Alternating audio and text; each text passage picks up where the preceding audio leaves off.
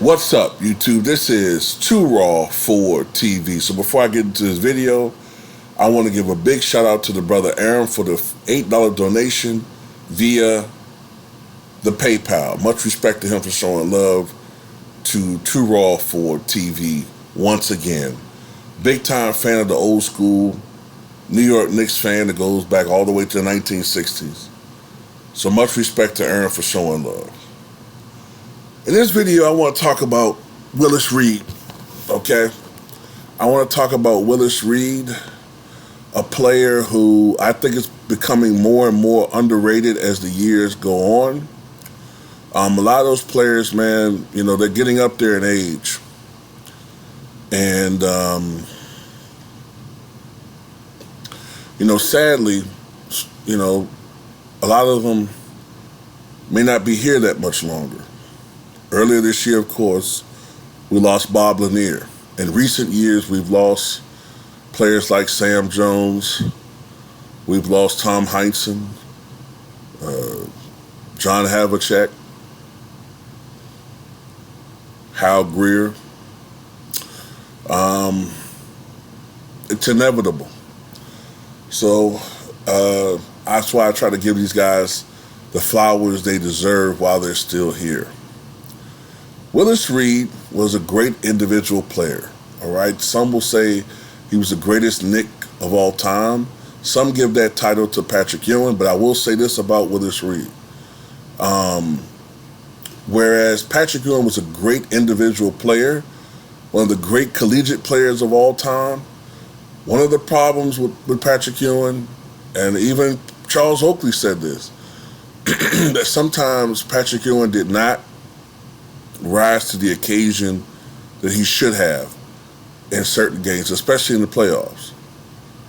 Well, you couldn't say that about Willis Reed. Willis Reed was somebody that always, or at least almost always, rose to the occasion. During his rookie year, when he won Rookie of the Year, in a game against prime Elgin Baylor, prime Jerry West, Elgin Baylor scored 46 points. He could score, all right? He averaged over 18 points a game for his career. He could have scored more, but what was more important for Elgin Baylor was to average 18 points on a great team.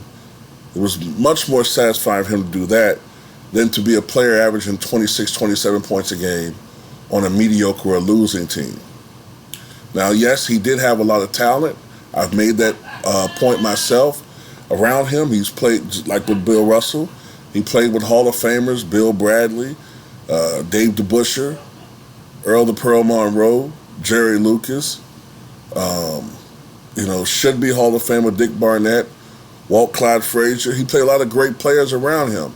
But then again, most teams at that time had a lot of talent on the rosters, which is interesting because you'll hear idiots say today that the NBA just wasn't that talented back in the 1970s. No, you just don't know these players because you don't know shit about the history of the NBA. But anyway, Willis Reed was a great post player. He had a great jump shot for his era, with range out to 16, 17 feet. But he was known for his tenacity and tenaciousness and physicality. His great defensive prowess. He was on the all-defensive first team before his body began to betray him because his career did not last that long because of injuries. But he was the man who changed the identity in many ways of the Knicks, along with Walt Clyde Frazier, as for being a defensive team. And this is what helped to make the Knicks such a formidable team. Before the Knicks got there, they were Richie Guerin's Knicks, a high-octane, high-offensive team that could score a lot of points, but they were not a great defensive team. When Willis Reed joined them, he became an important cog on that team that was a great defender. But when they acquired Walt Clyde Frazier, well, now all of a sudden you have a great defensive anchor down low, a guy that was great at getting his opposition, He did a lot of things that Draymond Green gets praised for, but better. You know, he was a guy who was great at getting his big men out of the position of their comfort zone, beating men at certain positions, as far as getting sometimes steals. He was a great shot blocker, even though they weren't counting blocks back then. Great help defender, great individual one-on-one defender in his prime. And you couple that with Walt Clyde Frazier in the backcourt, they were a tremendous tandem. And then you have the rugged rebounding of Dave DeBusschere, and you know that was a great team. But Willis Reed was the 1969-1970 MVP.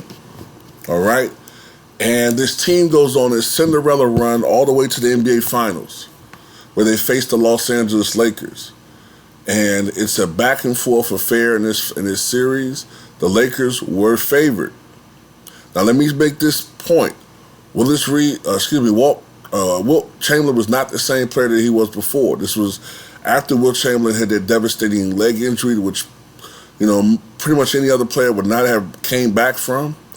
And the one thing that this injury did is it significantly reduced Wilt Chamberlain's lateral quickness and his vertical leap.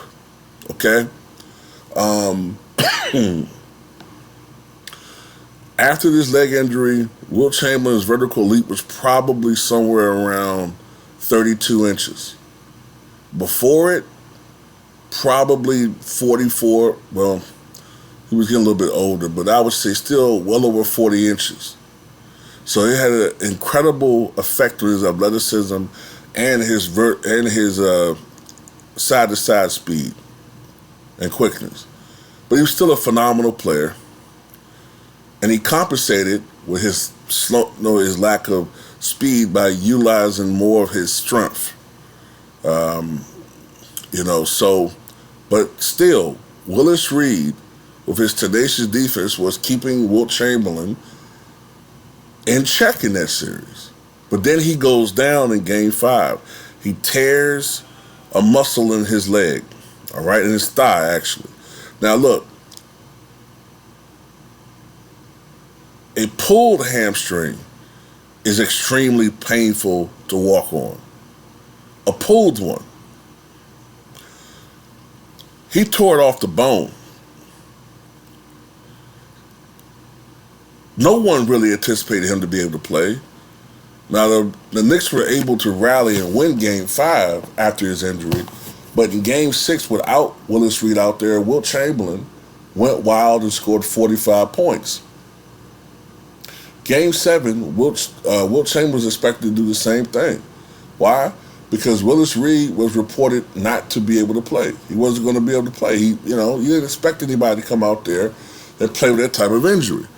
But people underestimated the will and determination of Willis Reed. And this man was in a lot of pain. And I can't remember some of the details, but I believe that he's had to take a lot of injections and a lot of wraps. I remember he wrapped, of course, his leg was wrapped up heavily. I think he had taken some numbing agents, injections, everything to try to dull the pain enough so he could go out there and play. And I'm also pretty sure that doing things like that probably shortened his career. But Willis Reed will probably tell you, you know what? I would play 2 fewer seasons. I'd give up 2 seasons just to get a ring. Yeah, I could have played 2 more years, 3 more years at the expense of one of my rings. Nah. But he comes out there limping in his uniform. And the crowd went absolutely fucking wild. The electricity in Madison Square Garden was unbelievable. Here is a player who was not even supposed to be out there, supposed to be out for the season, comes out and plays. Your star. The leader. This was the leader, and this is what leadership's all about. Because quite honestly, like I said, he probably sacrificed playing on that leg, some games of his career. Yeah, he could have did what players do today. Well, I got to protect my brand and worry about my future, so I'm not going to play. Wish my teammates the best of luck. No, he really looked at his teammates as his teammates, and he wanted to be what he was called, what he was being praised for. He wanted to be a leader.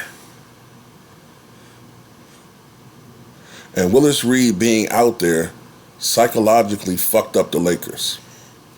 It fucked them up. The crowd never went silent the entire game. And when he made his first shot, they went to another level. And when he made that second shot, all bets were off.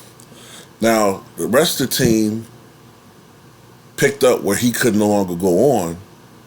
But the fact that he made his first two shots was just enough. Walt Clyde Frazier had the greatest game of his career, 36 points, 7 rebounds, 19 assists, 6 steals. And the Knicks ran the Lakers off the court.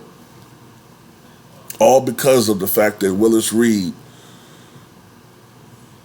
motivated them by his play. This man can go out there and give his all. We have to give 100%. This guy's giving 110%. We got to be able to give 110%. And that's what leadership's about. So I want to go ahead and salute Willis Reed, a man who exemplifies the human spirit. And that's why he was on the 50 greatest team, the 75th greatest team, 2-time league champion, 2-time finals MVP, All-Star game MVP, league MVP, one of the greatest to ever do it, Willis Reed.